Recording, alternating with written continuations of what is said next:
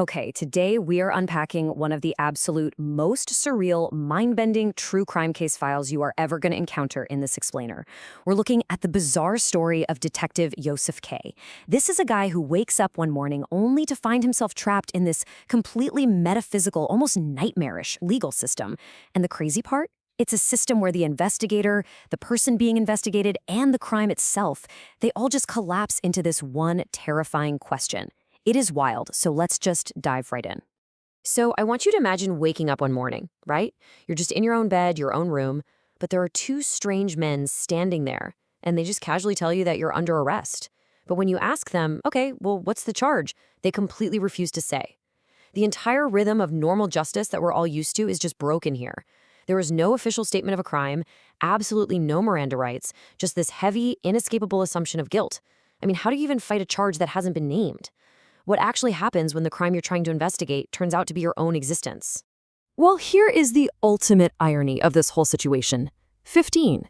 You see, Josef K is not just some helpless, naive victim. Not at all. He's actually a seasoned municipal detective, and he spent the last 15 years of his life expertly cataloging the wrongdoings of other people. He knows what the text calls the topography of guilt. He knows the tells, the nervous tremors, the exact way a suspect kind of hesitates right before answering a question. For a decade and a half, he's been the guy demanding the answers and formalizing the charges. So when he's suddenly thrust into the hot seat as the accused, his first instinct isn't to panic. His first instinct is to investigate. But almost immediately, Kay crashes headfirst into a really jarring reality. He knows the official justice system inside and out, right? He knows it relies on concrete evidence, specific charges, and, clear, neat resolutions. But he hasn't been arrested by that system. He's been basically abducted into this parallel justice system. And this one is hidden away in abandoned warehouse attics and empty office buildings. It operates on a completely different set of rules. Here, there are no formal charges, just these infinite looping examinations. You see, you aren't actually guilty of doing a specific thing. No, you suffer from ontological guilt. Basically, the inescapable guilt of simply being alive. And this hidden bureaucracy just aggressively hijacks his life. It happens so fast. On Thursday morning, he gets arrested without a charge. By Sunday at 11 a.m., he's already summoned to this bizarre first examination in a rundown, decrepit warehouse complex. And his future? Well, it's just endless, scheduled status reviews. It's almost impressive in a really twisted, terrifying way. I mean, they've managed to completely book up his calendar with his own guilt before they've even named his crime. The whole machinery of this system is designed to just process him infinitely, organizing his entire existence into a series of appointments for a case that's marked simply as pending. So obviously desperate for answers, Kay meets up with this legal clerk named Lenny. And Lenny shows him a preliminary assessment of his violations. And guys, they are completely absurd. He isn't being accused of theft or fraud or anything normal. Get this. He's accused of things like excessive thoroughness in investigation, an assumption of autonomous selfhood, or how about separation of investigator from investigated? This hidden legal system is literally formalizing dizzying, high-level philosophical concepts. They are turning the very act of him trying to solve his own case into a procedural violation. It's a total catch-22. Then, the system turns this massive Socratic mirror right back onto Kay himself. During his first examination, the examiner points to Kay's own personnel file. Over his 15-year career, Kay has made 247 arrests. But the examiner forces Kay to realize a really devastating truth about those numbers. In those 247 cases, Kay didn't logically find evidence and then suspect someone. No. Actually, scratch that. It's more like he first sensed a suspect's guilt. He just intrinsically felt it in his gut. And only then did he construct a crime and magically find the evidence to perfectly match his predetermined conclusion.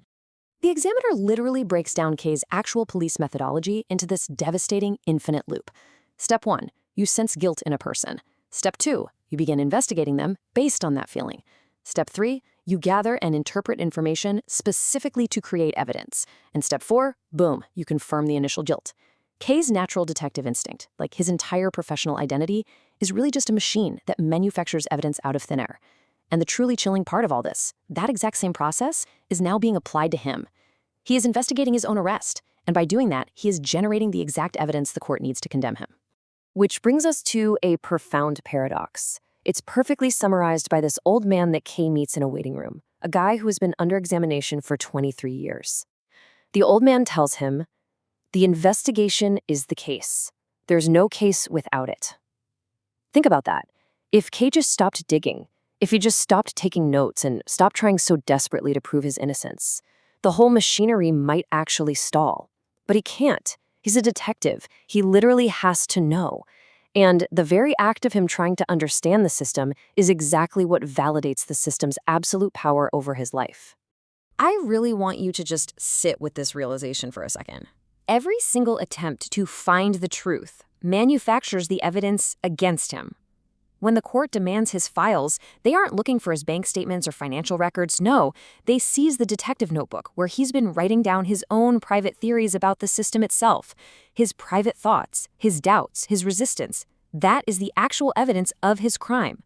It's the ultimate philosophical trap, right? You literally cannot prove you are innocent of being yourself without actively being yourself to prove it. As Kay digs even deeper, a lawyer named Huld reveals the final, terrifying layer of this nightmare. It's called the interior courts. Now, these aren't your standard municipal or regional courts. These are courts that handle ontological violations rather than legal ones. They don't care at all about what you've done in the physical world. They deal strictly with what you are. It's like the law is investigating its own foundation, questioning the very structure of selfhood. It strips away the comforting illusion that we are judging specific, isolated acts, and instead it prosecutes the universal, inescapable charge of existence. And knowing that, there's an inevitable, truly terrifying trajectory for anyone who gets dragged into these interior courts. It always starts with the unexpected arrest, which causes this immediate massive disorientation. That leads right into abstract questioning through these endless examinations, which inherently guarantees that any logical defense is going to fail.